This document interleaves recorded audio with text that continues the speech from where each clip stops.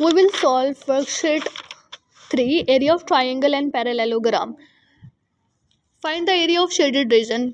Area of triangle क्या होगा कि इस ट्राइंगल, ये जो शेडेड रीजन दिया हुआ है ट्राइंगल का, ये ट्राइंगल दिया हुआ है, इसका जो शेडेड रीजन है इसमें कितना एरिया है, कितनी स्पेस है, वो हमने कैलकुलेट करनी है. Find the area of shaded region in 1 centimetre square grid.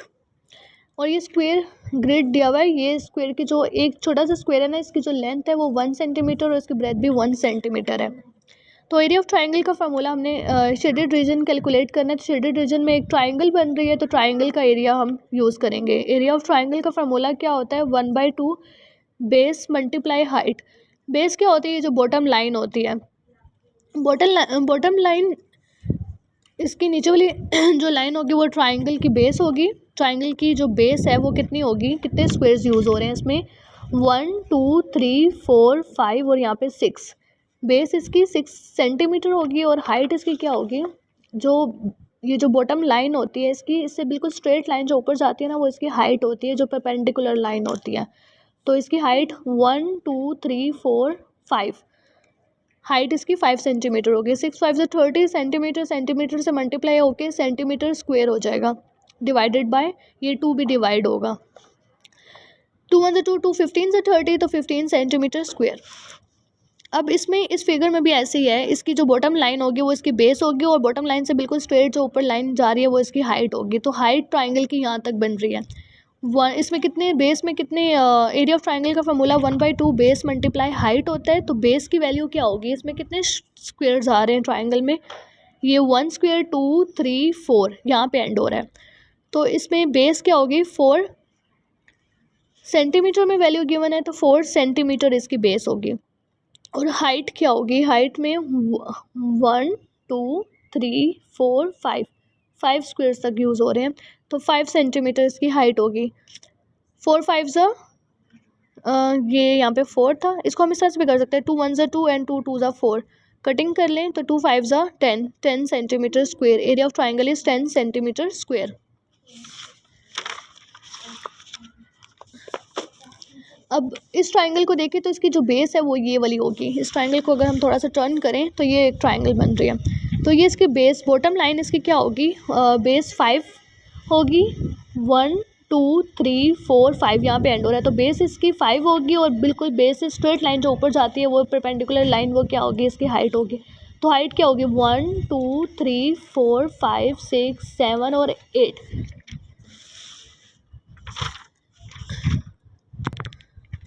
तो एरिया ऑफ ट्राइंगल हमने कैलकुलेट करना है, तो इसका फार्मूला होता है 1/2 बेस मल्टीप्लाई हाइट. ये इसकी बेस है और ये इसकी हाइट है. तो बेस की वैल्यू हमारे पास होगी, बेस 1 2 5 एंड हाइट 1 2 3 4 5 6 7 8. 5 सेंटीमीटर में वैल्यूज़ गिवन है, 5 सेंटीमीटर एंड 8 सेंटीमीटर. 5 8 ज़ा 40 सेंटीमीटर स्क्वायर डिवाइडेड बाई 2 2 1 ज़ा 2 2 20 ज़ा 40, तो 20 सेंटीमीटर स्क्वायर होगा area of triangle.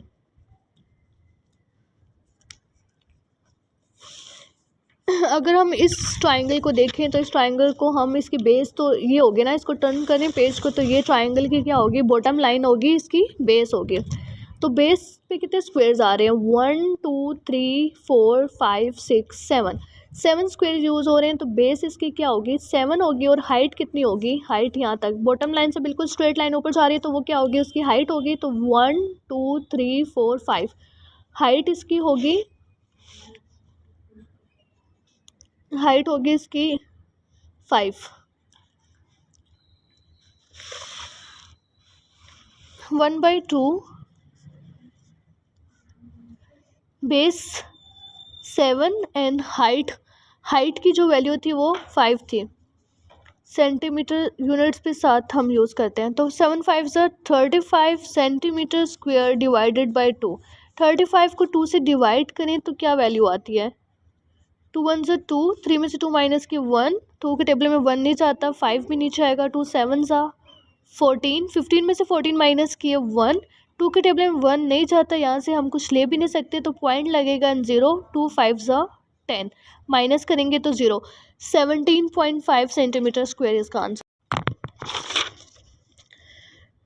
Find the area of shaded triangle shaded triangles का हमने एरिया कैलकुलेट करना है। एरिया ऑफ ट्राइंगल का फार्मूला होता है, एरिया ऑफ ट्राइंगल का फार्मूला होता है 1/2 बेस मल्टीप्लाई हाइट। तो ट्राइंगल की बेस क्या होगी, ये 6 सेंटीमीटर्स की बेस होगी और हाइट 8 सेंटीमीटर होगी। अगर हम ये ट्राइंगल देखें तो ये जो ट्राइंगल है ना, जिसमें ये एक स्ट्रेट लाइन है और बिल्कुल स्ट्रेट लाइन ऊपर जा रही है, तो वो एक ऐसी ट्राइंगल को हम कहते हैं कि ये राइट ट्राइंगल है, इसमें 90 डिग्री का एंगल बन रहा है, तो ये राइट ट्राइंगल होगी। और 90 डिग्री का जो एंगल बन रहा होता है ना, उसके जो अपोजिट साइड होती है वो हाइपोटेन्यूज होती है, और ये वाली जो साइड होती है वो उसकी हाइट होती है, और ये वाली साइड बेस होती है। जिसमें 90 डिग्री का एंगल बन रहा होता है ना, वो उस एंगल की हम बात करें तो उसकी ये वाली जो बॉटम वाली साइड ये है वो बेस होगी और ये हाइट होगी। तो बेस इसकी होगी 6 सेंटीमीटर और हाइट इसकी होगी 8 centimetre. 6 8 48 centimetre square divided by 2, और कटिंग करेंगे तो 2 2 4 एंड 2 4 24 सेंटीमीटर स्क्वायर होगा। और अगर इस ट्राइंगल में देखें तो इस ट्राइंगल की जो बेस है वो 10 है, और इसकी जो हाइट है, हाइट ये नहीं होगी, हाइट इसकी ये होगी, क्योंकि बॉटम लाइन से बिल्कुल स्ट्रेट लाइन जो ऊपर जा रही है ना, वो इसकी हाइट होगी। तो बेस 10 मीटर है और हाइट इसकी 12 मीटर है, और हमने एरिया ऑफ ट्राइंगल कैलकुलेट करना है। एरिया ऑफ ट्राइंगल का फार्मूला होता है 1/2 base multiply height. 1/2 base 10 metre और हाइट इसकी 12 मीटर है। 10 × 12 120 मीटर स्क्वायर डिवाइडेड बाय 2, तो इसकी क्या वैल्यू होगी, 2 6 12 60 मीटर स्क्वायर इसका आंसर होगा।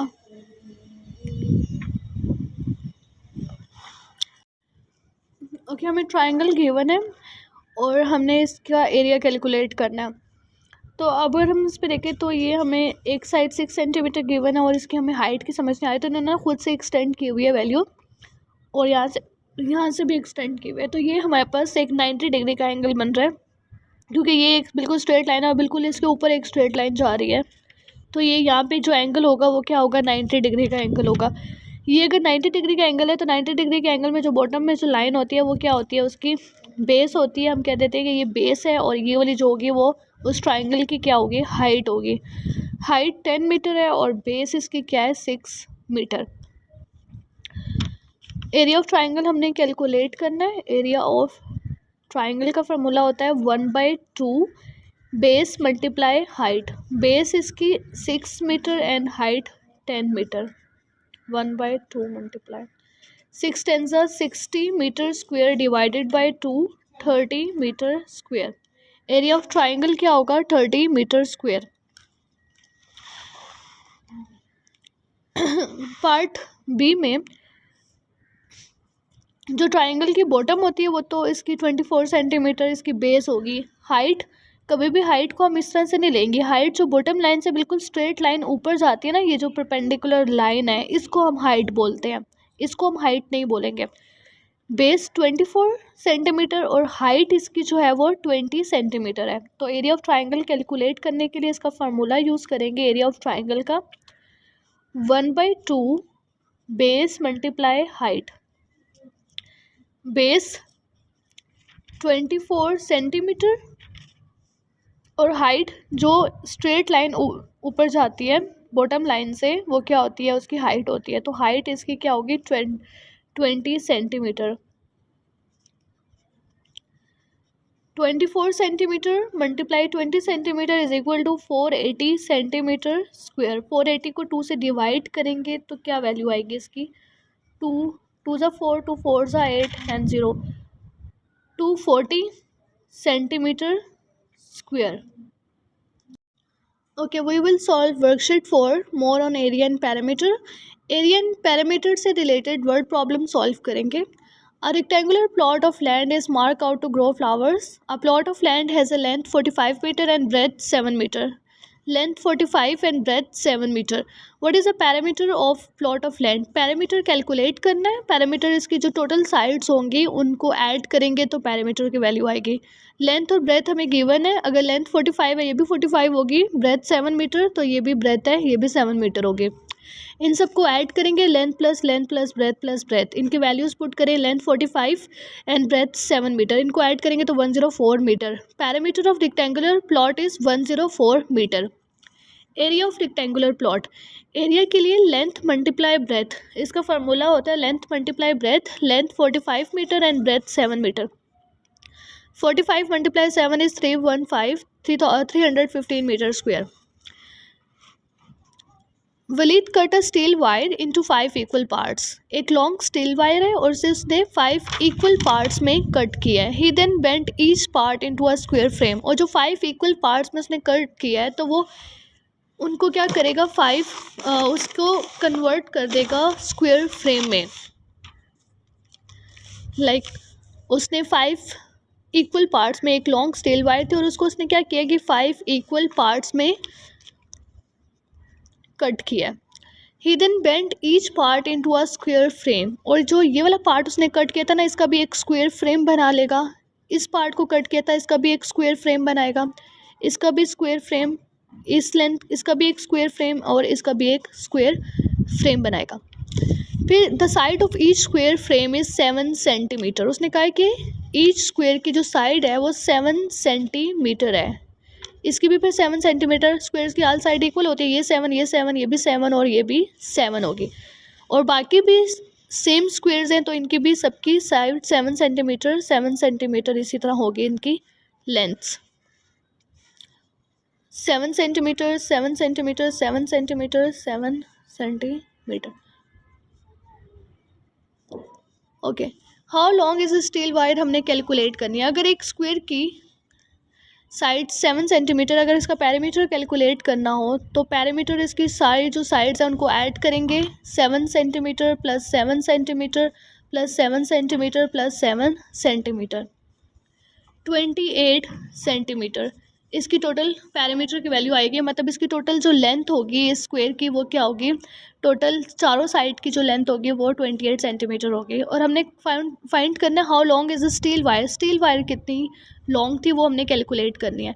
तो ये तो एक 28 है, ये भी 28, इन सबको ऐड करेंगे तो वो हमारे पास क्या होगा 28, इसकी टोटल लेंथ आ जाएगी स्टील वायर की। टोटल ये स्क्वायर्स कितने हैं, इसको हम इस तरह से भी कर सकते हैं कि एक स्क्वायर का पैरामीटर अगर 28 है, इसमें जो लेंथ यूज़ हो रही है स्टील वायर की वो 28 यूज़ हो रही है, तो हमने total length of wire calculate करनी है। टोटल लेंथ ऑफ वायर हमने कैलकुलेट करनी है, तो टोटल ये कितनी है, 5 स्क्वायर्स हैं तो 5 मल्टीप्लाई 28 होगा, और 5 multiply 28 is equal to 140 centimetre square. Total length of wire क्या होगा 140 सॉरी एरिया तो नहीं था ना, एरिया कैलकुलेट करने के लिए स्क्वायर यूज़ करते हैं। तो टोटल लेंथ ऑफ वायर क्या होगी 140 सेंटीमीटर होगी। A 3 meter by 2 meter piece of glass is needed to make a window. What is the total area of glass needed for 25 such windows? अब इन्होंने एक glass की लेंथ और breath दी हुई है, लेंथ और ब्रेथ दी हुई है, इसका मतलब है कि वो जो ग्लास है उसकी लेंथ और ब्रेथ सेम नहीं है, वो रेक्टेंगल टाइप होगी और उसकी लेंथ की वैल्यू ग्रेटर होती है तो लेंथ इसकी 3 मीटर होगी, और ब्रेथ की वैल्यू छोटी होती है तो वो ब्रेथ इसकी 2 मीटर होगी। और हमने कैलकुलेट करना है, एरिया कैलकुलेट करना है, तो इसका एरिया, और ये एक रेक्टेंगुलर टाइप विंडो है तो इसमें जो एरिया का फार्मूला यूज़ होगा वो भी रेक्टेंगल का यूज़ होगा, length multiply breadth. Length 3 metre है और ब्रेथ इसकी 2 मीटर है, 3 2 6 मीटर स्क्वायर। ग्लास, अगर हम देखें तो ग्लास कितना रिक्वायर्ड होगा फॉर 1 विंडो, तो इसमें एरिया क्या होता है कि अंदर कितनी स्पेस है, तो हम एरिया, एक ग्लास का एरिया हमने कैलकुलेट कर लिया, glass required for 1 window is 6 metre square. Glass required for 25 windows, हमने total area of glass needed for 25 such windows हमने कैलकुलेट करना है। अगर एक विंडो का एरिया 6 मीटर स्क्वायर आ रहा है तो 25 विंडो का कैसे आएगा, जितना भी एक का आ रहा है 6 को मल्टीप्लाई करेंगे 25 विंडोज़ से तो वो टोटल 25 विंडोज़ का कितना एरिया होगा उसकी वैल्यू आ जाएगी। A farmer want to put a barbed wire around his field with a dimension 250 meter by 150 meter. How many meters of wire does he require? If the cost of 1 meter of wire is $8, then find the total cost of the required wire. हमने calculate करनी है। Okay, इसमें हमने calculate करना है how many metre of wire does he require. एक farmer है, वो want to barb a wire around his field. वो अपनी फील्ड के, एक रेक्टेंगुलर उसकी फील्ड है, उसके अराउंड उसने एक वायर लगानी है और उसकी डायमेंशन उस फील्ड की बताई हुई है 250 मीटर उसकी लेंथ है और ब्रेथ 150 मीटर है। How many metre of wire does require, कितनी मीटर ऑफ, मतलब उसकी जो डायमेंशन है 250 मीटर, 250 मीटर उसकी लेंथ है उस फील्ड की और उसकी जो विड्थ है वो 150 मीटर है। ग्रेटर वैल्यू लेंथ होती है ना, तो 250 मीटर लेंथ होगी और ब्रेथ उसकी 150 मीटर होगी। इस तरह की इसकी फील्ड है, एक रेक्टेंगुलर टाइप। तो उसमें कितने मीटर्स यूज़ होगी वायर, वो हमने कैलकुलेट करनी है। तो कितने मीटर यूज़ होगी टोटल, ये वायर कितनी यूज़ होगी, तो उसके लिए हमें इन सबको ऐड करना पड़ेगा ना, इसका पैरामीटर कैलकुलेट करना पड़ेगा इस रेक्टेंगल का। तो parameter of rectangle of the field का फार्मूला क्या होगा, 25 250, तो ये भी 250 होगा, ये 150 है तो ये भी 150 मीटर होगा। तो हमें ऐड करने के लिए पैरामीटर ऑफ फील्ड के लिए 250 प्लस 250 प्लस 150 प्लस 150, तो इन सबको ऐड करेंगे तो वो इक्वल टू 800 मीटर होगा। फार्मर नीड वायर, उसको कितनी वायर की ज़रूरत है, वो 800 मीटर होगी। ये हमने कैलकुलेट करना है। और इन्होंने कहा कि if the cost of 1 metre, अगर 1 मीटर वायर की कॉस्ट $8 है, find the total cost of required wire. Required कितनी वायर यूज़ हो रही है, 800 मीटर यूज़ हो रही है। तो let's calculate total cost per metre. Cost per metre $8 है, तो टोटल कॉस्ट कितनी होगी, 800 मीटर हमने यूज़ करने, तो 800 को मल्टीप्लाई करेंगे 800 से, यहाँ पे 3 नहीं होगा, यहाँ पे सिर्फ 8 होगा। तो 800 को 8 से मल्टीप्लाई करें, 8 0 0, 8 0 0, 8 8 64, 6400 रुपीज़ टोटल कॉस्ट यूज़ होगी।